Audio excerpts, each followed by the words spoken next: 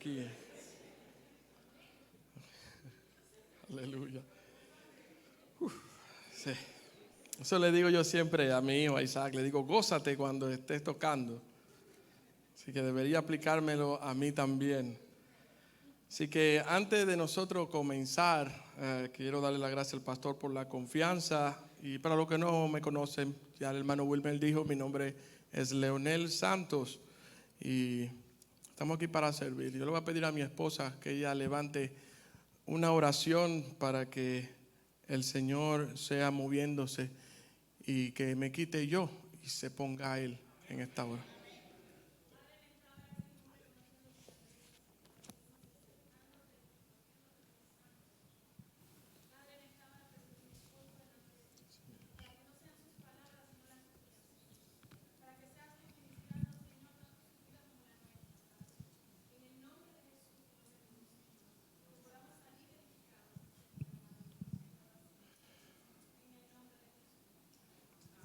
Amén. Aleluya. Bien, mis hermanos, hoy vamos a revisar un pasaje de la Biblia que es muy conocido, es muy común y regularmente cuando hablamos de pasajes que nosotros conocemos o que ya hemos escuchado, cometemos un error.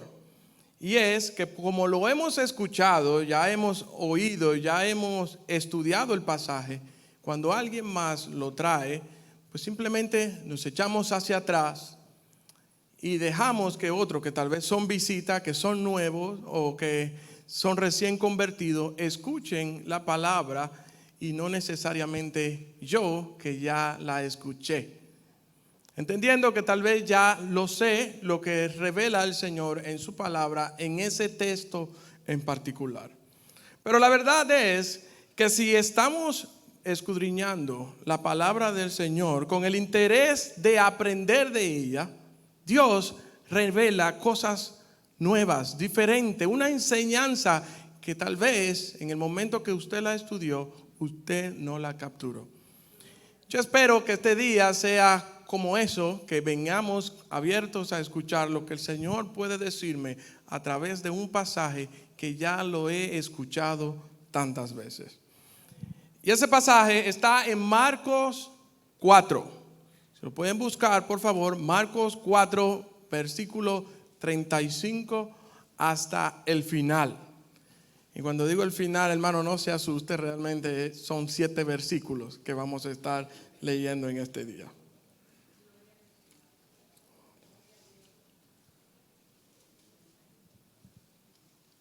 Bien.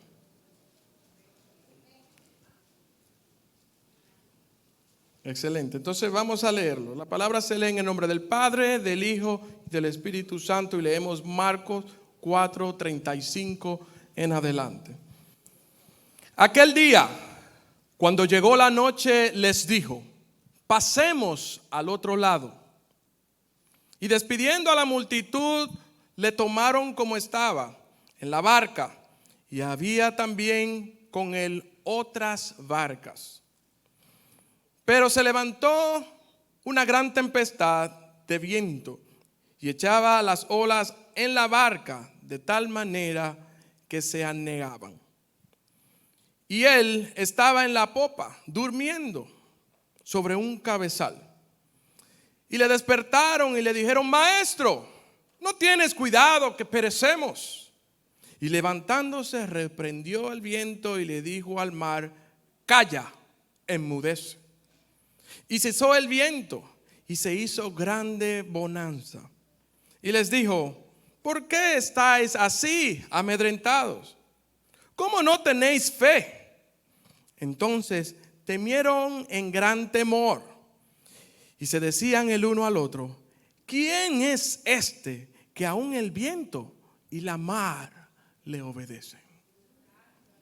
Aleluya. Aleluya. Ya lo hemos escuchado varias veces ese pasaje.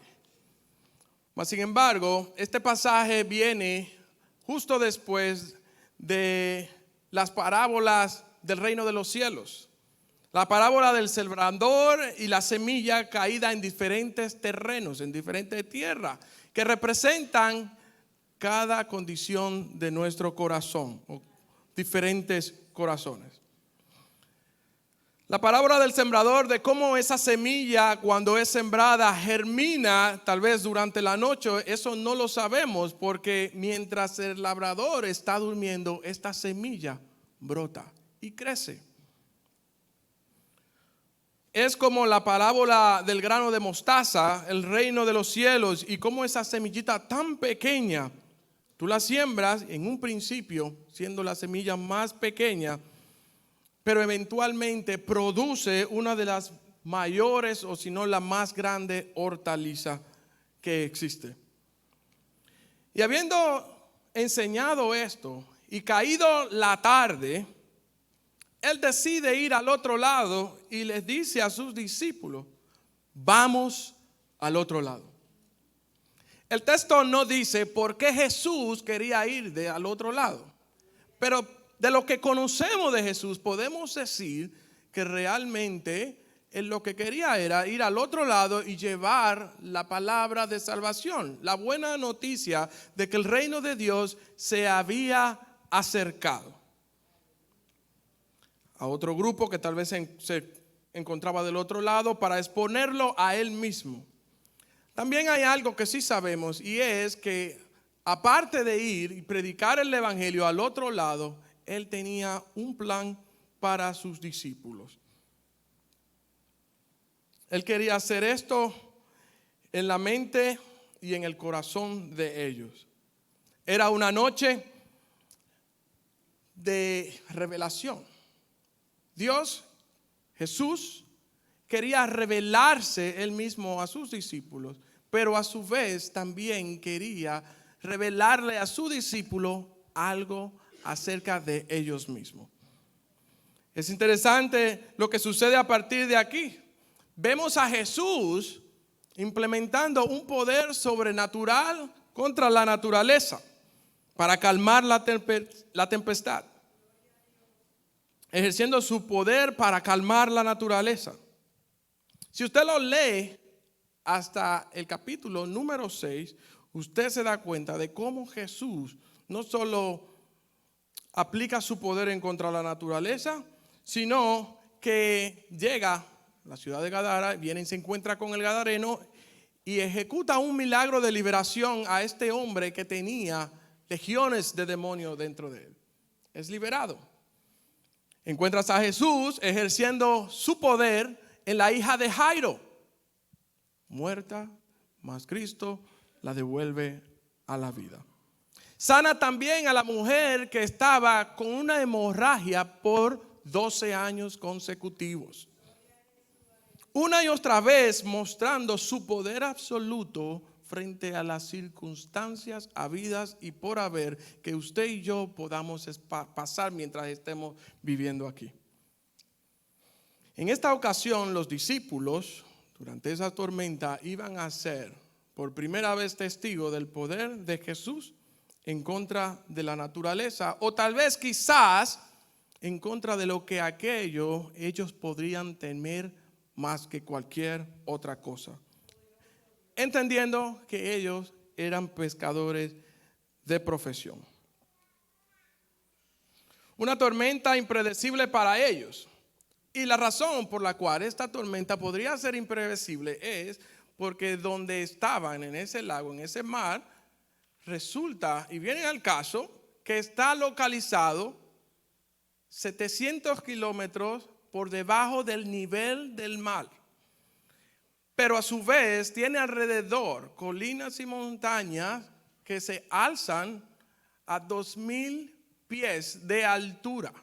Entonces la combinación de las altas montañas y la posición donde se encuentra el lago, que es unos 700, dije kilómetros, pero realmente son pies, 700 kilómetros por debajo del nivel del mar, son la receta perfecta para tormentas impredecibles, que no la puedes ver, que viene de camino, simplemente sucede.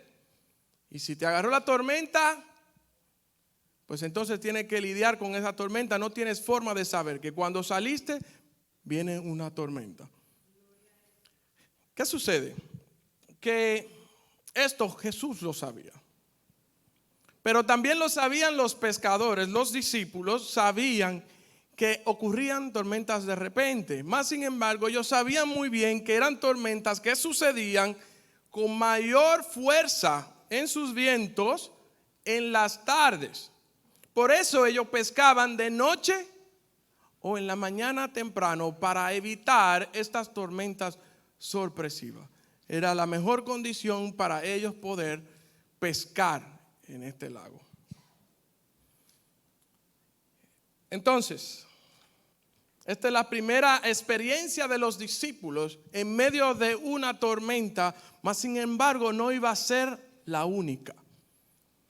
Habrá otra ocasión en la que Marcos relata y que Mateo también relata en el capítulo 14, donde ellos están en medio de una tormenta más, pero en esta ocasión Jesús no estaba con ellos. Jesús estaba orando en las montañas en la segunda tormenta. Aparentemente, si lo vemos de una forma, los discípulos no aprendieron todo lo que ellos tenían que aprender en la primera tormenta, que ahora en la segunda tormenta tenían el deber de aprender, y por eso Dios, tal vez en su infinita misericordia y sabiduría, le permite pasar una segunda tormenta. Y esto en realidad es muy cierto en nuestras vidas. ¿Cuántas veces tenemos que pasar una y otra vez por la misma tormenta, por la misma situación, mas sin embargo no aprendemos todo lo que Dios quiere que nosotros aprendamos de nuestra tribulación? Recuerdo ayer teníamos nuestro servicio de Amanecer con Cristo y aquí estaba nuestro hermano René Sierra y su esposa. Él compartía con nosotros cómo estos últimos 2 años de pastorado habían sido, cómo él responde al llamado de Dios y cómo él, a pesar de todo, pasaba por situaciones. Yo también me recuerdo cuando perdí mi trabajo hace 4 años. Le decía al Señor y oraba y le decía: Señor, enséñame en medio de este desierto, en medio de esta tormenta, lo que tú quieres que yo aprenda. Lo decía en forma de testimonio: enséñame, Señor, para yo poder salir más deprisa de esta tormenta, de este desierto. Y no quedarme dando vueltas por 40 años como le tocó al pueblo de Israel por no aprender las cosas que tenían que aprender en un periodo de 12 días. Difícil. Algo sí yo tengo claro, y es que si yo no aprendo la primera vez, Dios me va a regalar la oportunidad para yo aprender la segunda vez. Y es por amor. Así que si usted se encuentra en una tormenta hoy, ore a Dios sabiamente y dígale: Señor, dame, enséñame, muéstrame lo que tú quieres que yo aprenda para no tener que pasar por la tormenta. Si usted no aprende todo lo que tiene que aprender, créame que por atrás viene otro viento preparándose para darle la oportunidad a que usted pueda aprender lo que Dios quiere. En esta ocasión la barca estaba en medio de vientos.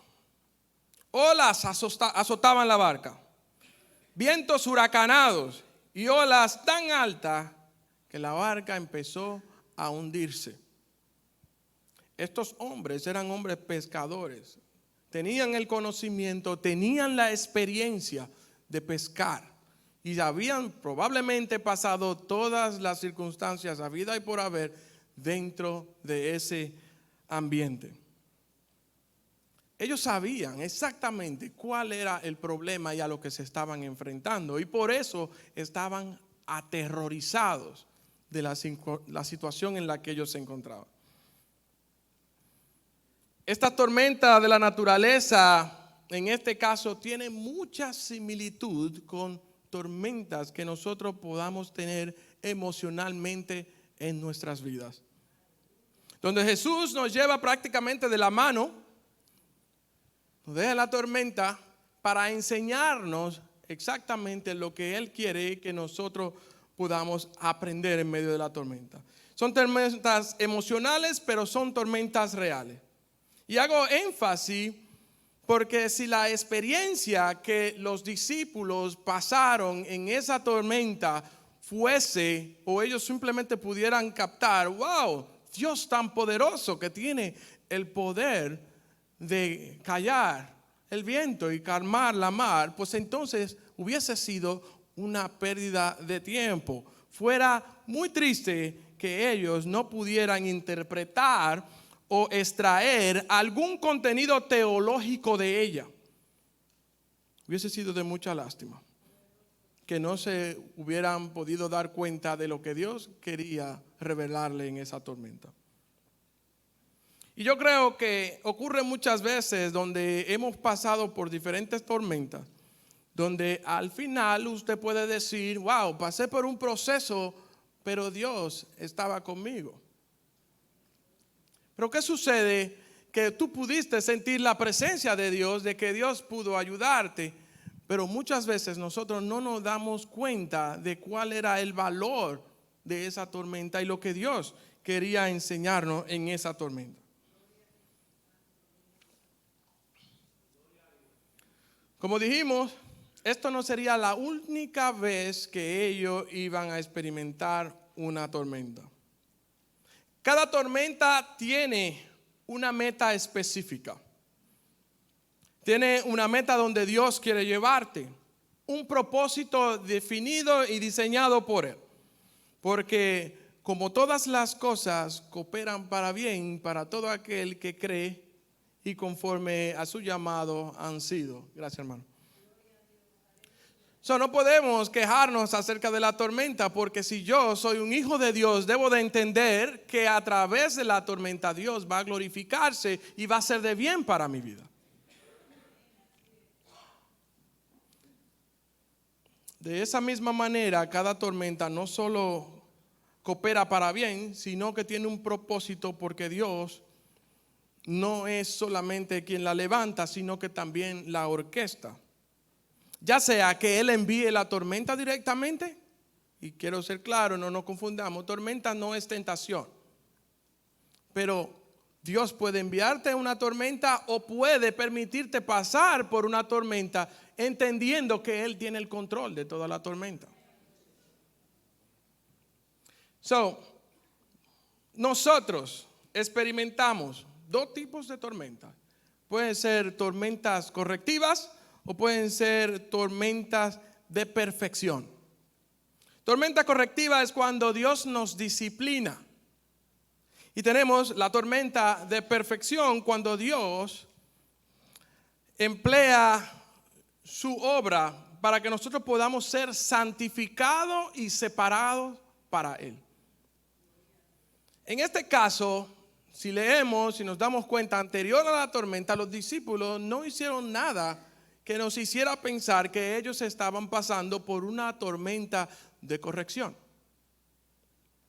Lo que podemos analizar y llegar a la conclusión simple de que esta tormenta era una tormenta de perfección para ellos y no de corrección. De perfección en su caminar, de perfección de su carácter, de perfección de su día a día, de cómo andaban. Las tormentas de corrección tienen mucho que hacer en nuestra vida. Dios puede mandarnos una tormenta de corrección donde usted pueda ser quebrantado en su orgullo. La finalidad de la tormenta es quebrantar específicamente su orgullo. Puede tener la finalidad de deshacer o que yo me deshaga de mi autosuficiencia, donde yo entiendo que yo puedo hacer las cosas por mi cuenta.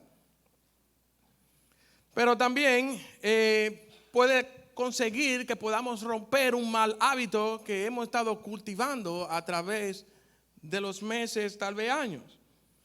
O puede también romper la rebeldía que pueda existir en mi vida. Y no solamente eso, sino que también puede romper el espíritu de desobediencia que muchas veces nos acompaña, aún siendo nosotros cristianos. Estas tormentas simplemente nos redirigen a mirar a la cruz y nos fuerzan prácticamente a hacer la voluntad de Dios. Usted dirá, pero ¿cómo me va a forzar? Bueno, pues si usted se recuerda, Jonás recibió una instrucción de ir a Nínive y hacer un trabajo en específico. Mas sin embargo, Jonás fue desobediente y decidió irse al lado opuesto. Cogió un barco al otro lado. ¿Qué sucedió? Encontró una tormenta, literal. Una tormenta. Empezaron también se frustraron. Había mucho miedo. Estaban hundiendo hasta que Jonás decide hablar y dice, yo sé por qué está pasando esto. Lo echan del barco, ahí viene el pez grande que entendemos que es una ballena, se traga a Jonás. Y ya me imagino la otra tormenta mental y emocional que tuvo que tener Jonás dentro del estómago de este pez. Por otro lado, la tormenta de perfección tiene la finalidad de fortalecer mi carácter como cristiano y como hijo de Dios, de ayudarme, de empujarme, de levantarme, de acercarme más a la presencia de Dios. También muchas veces nos ayuda a destruir algunas emociones negativas, algunos sentimientos negativos como son la inseguridad, y nos ayudan a confiar mucho más en quién es Dios y lo que Él puede hacer en mi vida. Dios, que ha demostrado a través de la Biblia todo su poderío, todo lo que puede hacer y toda la libertad que puede proveernos en nuestra vida. Tiene el control sobre todas las circunstancias de la muerte, de la naturaleza, de todo, de nuestro cuerpo, siendo nuestro diseñador. Y a pesar de muchas demostraciones que podemos ver en la Biblia, pareciera cuando nos adentramos en una tormenta que se nos olvidó todo lo que Dios ha podido hacer a través de la historia. Algo duro, algo fuerte. Así que de manera de introducción podemos decir que la lección número 1 en este texto en particular es que hay tormentas de corrección y que hay tormentas de perfección que Dios utiliza. Independientemente de qué tipo de tormenta a usted se puede estar enfrentando hoy, yo quiero que usted sepa que Dios quiere revelarme algo de Él, pero también quiere revelarme algo acerca de mí, en mi vulnerabilidad. Si lo dije bien, ¿no? En mi vulnerabilidad. Él me enseña algo de Él y me enseña algo de mí mismo en medio de la tormenta. Como ya lo mencioné, probablemente estos hombres salieron confiados de sus experiencias y que era de noche, que era el tiempo de pesca donde hay pocas tormentas o ninguna, y salieron confiados en que ellos podían llegar del otro lado. Asimismo, muchas veces nosotros no oramos por nuestras decisiones y no hacemos a Dios partícipe de los caminos que emprendemos. Entendemos que, bueno, basado en mi experiencia, yo puedo hacer esto. Basado en mi capacidad, basado en mis estudios, yo puedo lograr hacer esto. Bueno, una tormenta pequeña, esa la puedo controlar yo. Así que Dios, quédate por ahí. Y cometemos el gravísimo error de entrar en una tormenta donde luego nos encontramos casi naufragando y pidiendo socorro al Señor Todopoderoso. Ahí sí lo llamamos. Y no es malo prepararse, para nada. No es malo prepararse, pero es importante saber que en cada aspecto de su vida usted debe de incluir a Dios.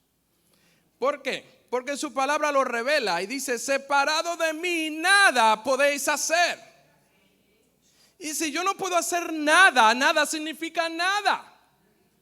Quiere decir que el aspecto grande de mi vida, como también en el aspecto más pequeño de mi vida, Dios debe estar incluido. Cualquier decisión, cualquier camino que yo pueda emprender, cualquier cosa, debo de incluirlo. Cada paso que yo doy, debemos consultarlo con Él y ponerlo en sus manos para que Él pueda controlar. Jonás pasa por una tormenta por desobedecer a Dios. Pero resulta que en esta ocasión en particular los discípulos entran en una tormenta por obedecer a Dios. O sea, que tú puedes entonces entrar en una tormenta por desobedecer, como también puedes entrar en una tormenta por obedecer a Dios. Como Él se lo dijo, vamos al otro lado. Ellos obedecieron. Cuando Jesús dijo, vamos al otro lado, ellos dejaron todo, despidieron a la gente, se prepararon y empezaron a navegar hacia el otro lado. Le hablaba de René Sierra ayer y cómo él compartía que a pesar de que él respondió a un llamado que Dios le dio de ir a pastorear en Bristol, él pasó por tormenta, pasa por situaciones como usted y como yo. Me imagino que nuestro pastor, en la larga trayectoria que tiene pastoreando, también ha pasado por muchas tormentas, por mucha tribulación, a pesar de que él obedeció al llamado de Dios a ser pastor. Así que sabemos que podemos entrar en tormenta por desobedecer, como también podemos entrar en tormenta por obedecer. Fue la obediencia al Padre, mis hermanos, que Jesús sudó gotas de sangre en el Getsemaní. El Padre le dijo, haz esto, y él decidió ir a hacerlo, tal como el Padre se lo pidió, y entró en una tormenta emocional tan fuerte que sudó gotas de sangre. Fue la obediencia de Pablo quien lo lleva a estar en prisiones, a ser azotado, a ser maltratado, a ser privado de su libertad por obedecer a Dios. Aún sabiendo Dios que él iba a pasar por todo esto, Pablo pasa por todo, obedece y se ajusta a lo que Dios pedía. Creo que debemos nosotros de entender eso, que muchas de las frustraciones en la vida del cristiano vienen precisamente porque tenemos unas expectativas irreales de lo que es una vida cristiana. Dios no nos garantiza que no va a haber turbulencia en el vuelo. Lo que Él sí nos garantiza es un aterrizaje seguro, un aterrizaje suave. Pero turbulencia no dice que va a haber, que no va a haber. La desobediencia a Dios me hace entrar en tormenta y la obediencia a Dios me hace también entrar en tormenta. Y esa sería la segunda lección que este pasaje puede enseñarme el día de hoy. Yo sé que Jesús tenía un interés marcado para esa noche, para las vidas de sus discípulos. Jesús no se fue a dormir casualmente o quedó dormido, pobrecito. Creo que Jesús se fue a dormir por causa de las faenas del día, pero también sabiendo en su corazón lo que iba a suceder esa misma noche. Estaban en el centro de la voluntad de Dios. Recuerde, Cristo le dice, vamos al otro lado. Y es estando en medio de la voluntad de Dios, dirigido por Jesús, en el centro de su voluntad, es cuando Dios empieza a atravesar o deja que los discípulos empiecen a atravesar por esta dificultad. Y una vez más, el hacer la voluntad de Dios no te garantiza que no va a haber dificultades, que no va a haber tribulación. Pero sí te va a garantizar que hay un propósito detrás de esa tormenta. Un significado, una dirección, la presencia de Dios. E incluso puede haber gozo en medio de la tormenta. Dice, wow, pero si estoy sufriendo, ¿cómo voy a estar gozando? Pero la manera en la que yo abrazo esa tormenta puede hacer la diferencia.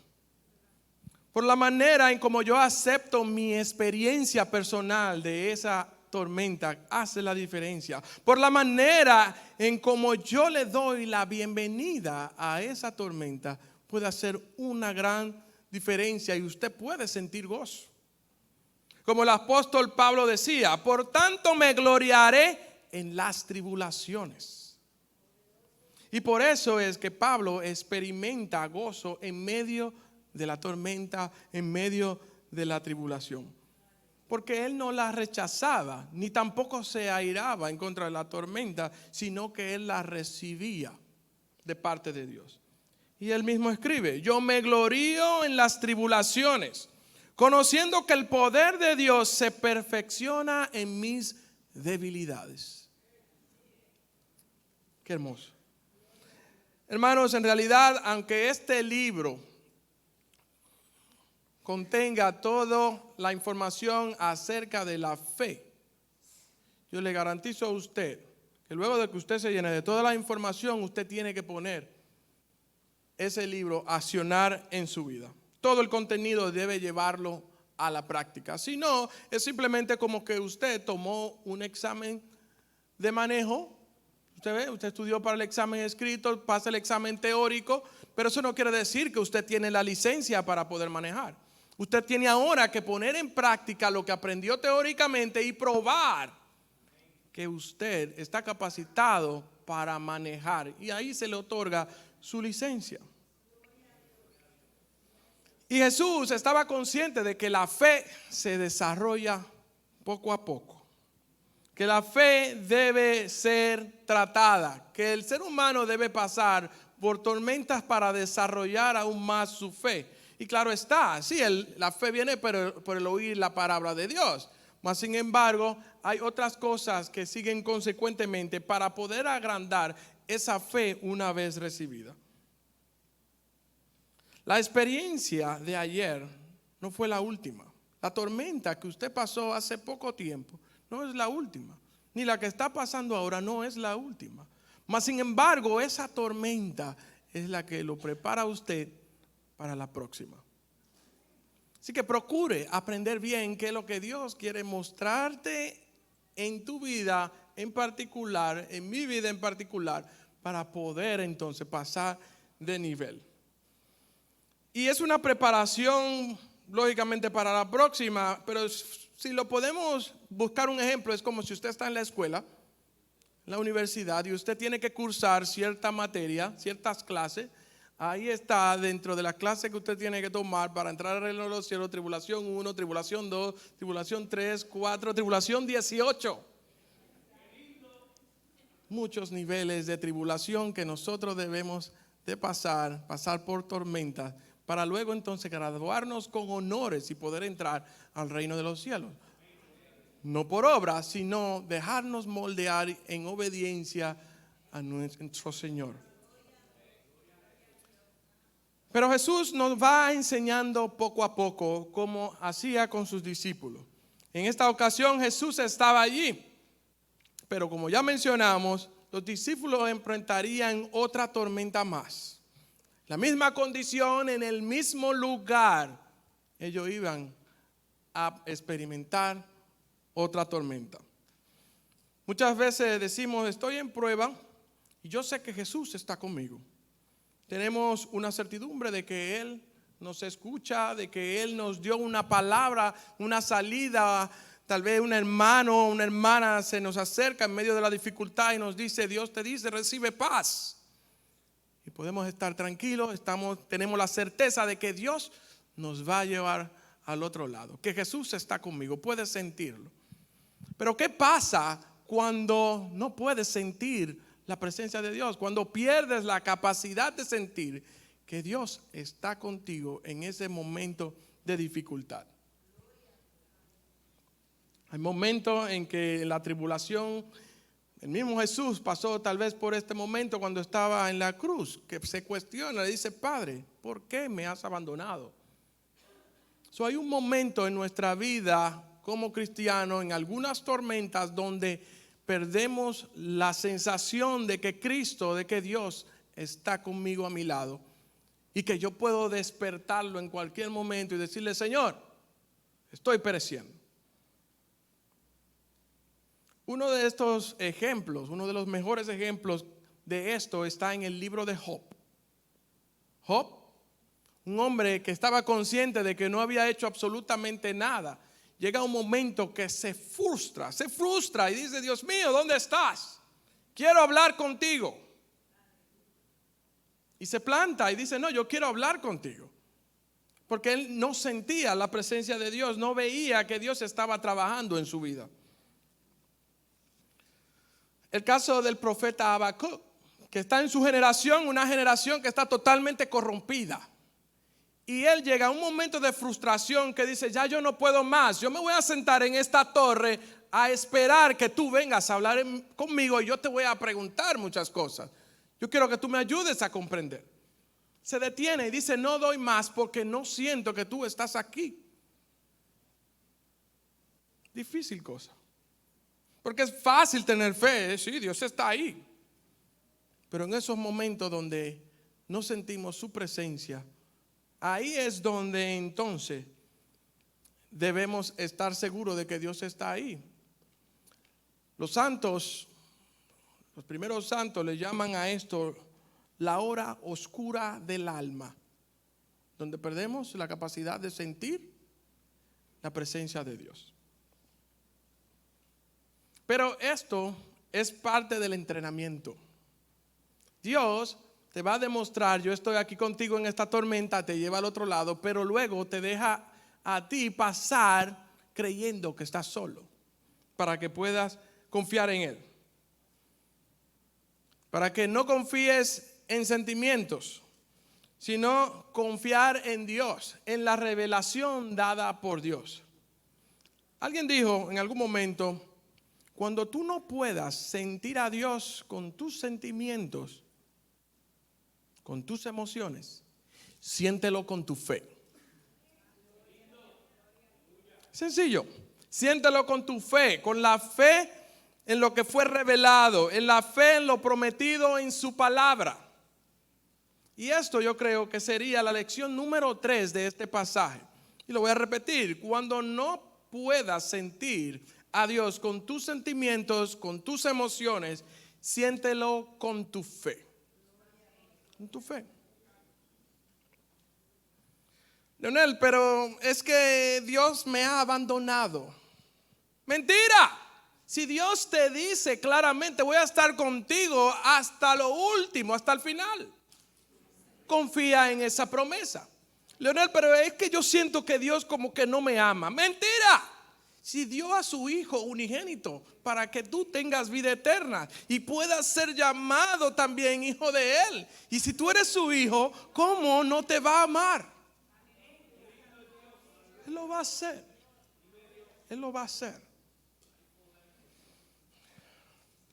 La palabra no dice, bendito aquellos que vieron señales y creyeron, sino que dice, benditos los que creen sin haber visto señales.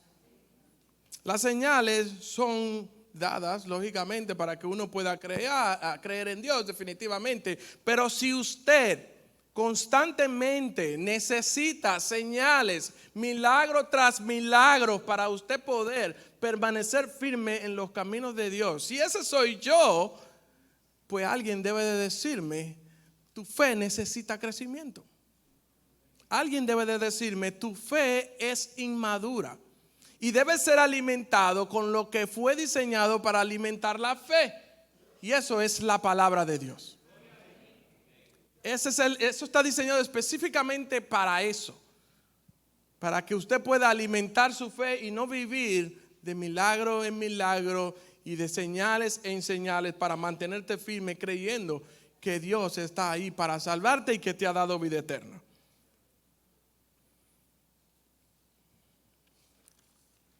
En la primera tormenta Cristo estaba ahí para ser despertado, pero en la segunda tormenta Cristo no estaba allí para ser despertado.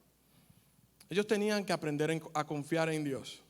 Ellos sabían remar muy bien, eran expertos, eran pescadores de profesión, sabían remar muy bien, pero no sabían confiar muy bien.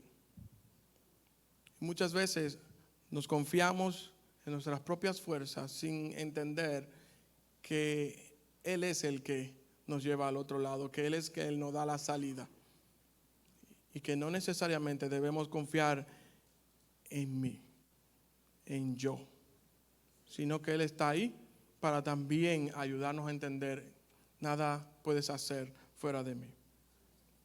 A veces debemos de dejar de remar y permitir que Dios sea el que nos lleve al puerto seguro. Dejar de preocuparnos, simplemente orar. Y esto es uno de los problemas que tiene el pueblo de Dios hoy en día, el problema que tenemos nosotros. Y es que preferimos trabajar antes de orar. Preferimos preocuparnos antes de orar, antes de pedirle dirección a Dios. Y la preocupación podemos decir que es como una mecedora. ¿Saben lo que es una mecedora? Un rocking chair. De esa que usted se sienta y le da para adelante y para atrás, para adelante y para atrás. Pero en realidad usted no va a ningún lado. Mucho movimiento, pero te quedas ahí. Eso es la preocupación, una mecedora, donde muchas veces nos gusta sentarnos, preocuparnos todo el día, perder el pelo, que nos salgan canas, para quedarnos en el mismo sitio. Y por ahí voy yo tengo de entrada, lo que pasa es que me peino bien, para que no se vea. Así que todos en algún momento dado de nuestra vida hemos estado sentados en esa mecedora. Cuando yo iba a la República Dominicana a visitar a mi esposa, que en aquel tiempo era mi novia, y también la visitaba como su esposo también cuando nos casamos. Duramos 5 años, 4 meses juntos en relación antes de casarnos. Y en ese periodo de tiempo, cuando yo iba a visitarla, se ponía bien contenta, feliz. Yo también. Nos veíamos, era un reencuentro prácticamente. Sí, hablamos todos los días, pero es algo lindo. Un abrazo, poder ver tu rostro, tocarte, oler tu aliento. Qué rico, qué bueno. Pero de momento pasamos la mañana, la tarde muy contentos. Pero en la noche su semblante cambiaba. Se ponía triste. Y eso pasaba cada vez que yo iba a visitarla al principio del viaje. Se ponía triste y yo me daba cuenta y le preguntaba, pero ¿qué te pasa? Y me decía, es que estoy triste porque sé que en una semana tú te vas. Entonces yo lo que le decía, pero no te preocupes. No te preocupes de eso ahora. Vamos a vivir, vamos a disfrutar el momento que tenemos ahora sin tristeza. El último día, sí, ponte triste porque ya me voy, pero mientras tanto, vamos a estar contentos, vamos a estar felices, vamos a salir, vamos a disfrutar, vamos a comer, vamos al cine, vamos a hablar, todo lo demás. Y eso fue una parte de aprendizaje para nosotros, de que muchas veces nosotros nos preocupábamos tanto por lo que viene mañana, sin enfocarme en lo que tengo frente de mí, lo que yo pueda disfrutar. Muchas veces tenemos la misma preocupación en si servirle de lleno a Dios, en decir, le entrego mi corazón a Dios, entendiendo de que una vez que yo le entrego mi vida al Señor, voy a pasar por más tormentas. Porque fuera de Dios usted pasa también por tormentas. Pero por alguna razón se siente como que cuando tú eres cristiano, como que las tormentas no son de huracanes de 3, sino de nivel 6. No sé por qué. Son como tormentas un poco más fuertes, como que el viento se siente más fuerte por alguna razón. Y muchos tememos a entrar en tormenta porque yo he visto que cuando se convierte, entonces todo se le pone de cabeza al que se convirtió. Y por miedo a eso, a las tribulaciones, a las tormentas, no entregamos nuestra vida a Cristo. Y decidimos mejor sentarnos en esa mecedora a preocuparme de lo que pasaría si yo me convierto en cristiano, pero sin tomar una decisión y sin moverme hacia ningún lugar. Ignoramos su palabra, su revelación, la cual me garantiza de que voy a llegar a puerto seguro. Entonces, se supone que acabará un poquito antes, pero bueno. Hay 3 lecciones, mis hermanos, para terminar, que podemos aprender de este texto bíblico. Número 1, hay tormenta de corrección y hay tormenta de perfección. Número 2, la desobediencia a Dios me lleva a entrar a tormenta, pero también la obediencia a Dios me lleva a entrar en tormenta. Número 3, siéntelo con tu fe y no con tus emociones. 3 cosas sencillas que podamos sacar de este pasaje. Ahora yo quisiera que leyéramos Mateo 14, 22 en adelante. Tal vez no sería bueno que ustedes lo leyeran porque yo tengo otra versión diferente aquí. Tengo la versión traducción lenguaje actual. Y dice Mateo 14, 22 en adelante. Después de esto, Jesús ordenó a sus discípulos: suban a la barca y vayan a la otra orilla. Esa es la segunda tormenta. Suban a la barca y vayan a la otra orilla del lago.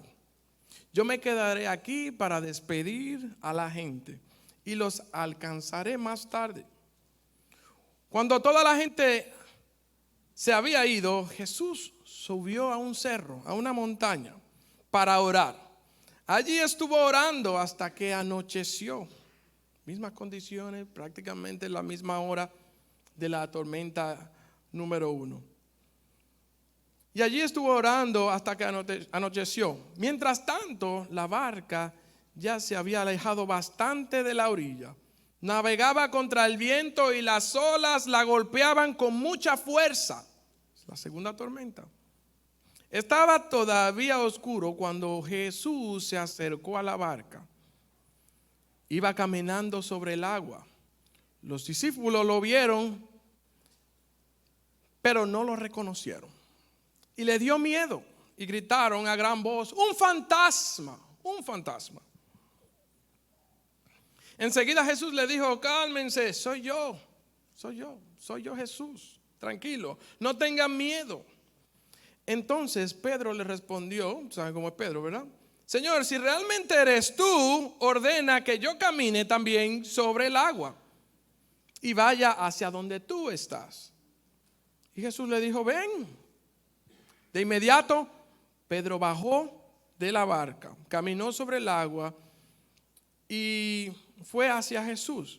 Pero cuando sintió la fuerza del viento, tuvo miedo. Allí mismo empezó a hundirse y gritó: Señor, sálvame. Como muchas veces nosotros gritamos: Señor, sálvame, cuando empezamos a hundirnos. Jesús extendió entonces su brazo, agarró a Pedro y le dijo: Pedro, tú confías tan poco en mí, ¿por qué dudaste? En cuanto los dos se subieron a la barca, el viento dejó de soplar. La tormenta se terminó inmediatamente. Ahí no requirió que Jesús dijera nada. Pero algo sucede. Y es que todos los que estaban en la barca se arrodillaron y le dijeron: en verdad tú eres el Hijo de Dios. Reconocieron quién era Jesús. En la primera tormenta los discípulos decían entre sí: ¿quién es este que aún los vientos y la mar le obedecen? Pero en la segunda tormenta todos estaban arrodillados delante de él y dijeron: en verdad tú eres el Hijo de Dios. Una gran diferencia. ¿En qué tormenta te encuentras tú hoy? Tormenta número 1, tormenta número 2. ¿En qué tormenta te encuentras? ¿Estás en la primera, donde te preguntas aún: ¿quién es este que ha sanado a mi hermana, a mi hermano de cáncer? Estás en la primera tormenta donde te pregunta: ¿quién es este que cambió la vida de este semejante pecador? Donde no reconoces que Jesús es el Rey. O estás en la segunda tormenta donde puedes decir: verdaderamente tú eres el Hijo de Dios. Dios le bendiga, mis hermanos.